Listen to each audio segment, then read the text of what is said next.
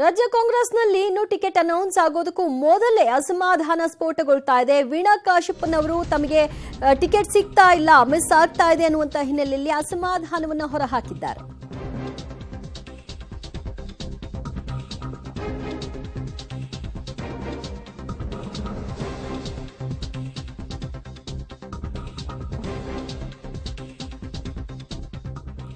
ರಾಜ್ಯ ಕಾಂಗ್ರೆಸ್ನಲ್ಲಿ ಅಸಮಾಧಾನ ಸ್ಫೋಟಗೊಳ್ಳಲಿಕ್ಕೆ ಆರಂಭ ಆಗಿದೆ. ಎರಡನೇ ಸುತ್ತು ವೀಣಾ ಕಾಶಪ್ಪನವರಿಗೆ ಟಿಕೆಟ್ ಮಿಸ್ ಆಗಿದೆ ಅಂತ ಈಗ ಅವರಿಗೆ ತಿಳಿದು ಬಂದಿರುವಂತಹ ಮಾಹಿತಿ. ಆ ಕಾರಣಕ್ಕಾಗಿ ಮಲ್ಲಿಕಾರ್ಜುನ ಖರ್ಗೆ ಅವರ ಎದುರಿಗೇನೆ ವೀಣಾ ಕಾಶಪ್ಪನವರು ಕಣ್ಣೀರನ್ನ ಹಾಕಿದ್ದಾರೆ. ಜೊತೆಗೆ ವೀಣಾ ಬೆಂಬಲಿಗರು ಕಾಂಗ್ರೆಸ್ ಕಚೇರಿಗೆ ಮುತ್ತಿಗೆ ಹಾಕ್ಲಿಕ್ಕೂ ಕೂಡ ಪ್ರಯತ್ನವನ್ನ ನಡೆಸಿದ್ರು.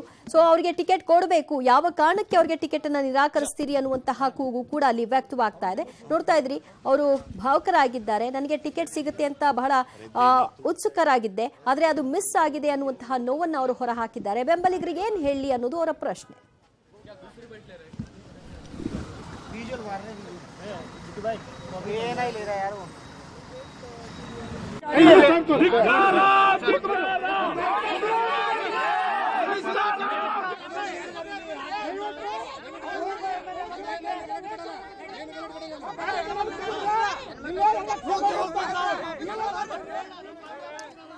ಸಹಜವಾಗಿ ನಿರೀಕ್ಷೆ ಇರುತ್ತೆ, ಯಾವಾಗ ಕೊನೆ ಕ್ಷಣದಲ್ಲಿ ಅವರ ಹೆಸರು ಕೈ ಬಿಡ್ತಾ ಇದ್ದಾರೆ ಅಂತ ಗೊತ್ತಾಗುತ್ತೋ ಆಗ ಬೆಂಬಲಿಗರಿಗೆ ಆ ಮೆಸೇಜ್ ಪಾಸ್ ಆಗುತ್ತೆ. ಅದೇ ರೀತಿಯಾಗಿ ವೀಣಾ ಕಾಶಪ್ಪನವರ ವಿಚಾರದಲ್ಲೂ ಕೂಡ ಆಗಿರೋದು. ಆ ಕಾರಣಕ್ಕೆ ಬೆಂಬಲಿಗರು ಪ್ರತಿಭಟಿಸಿದ್ದಾರೆ.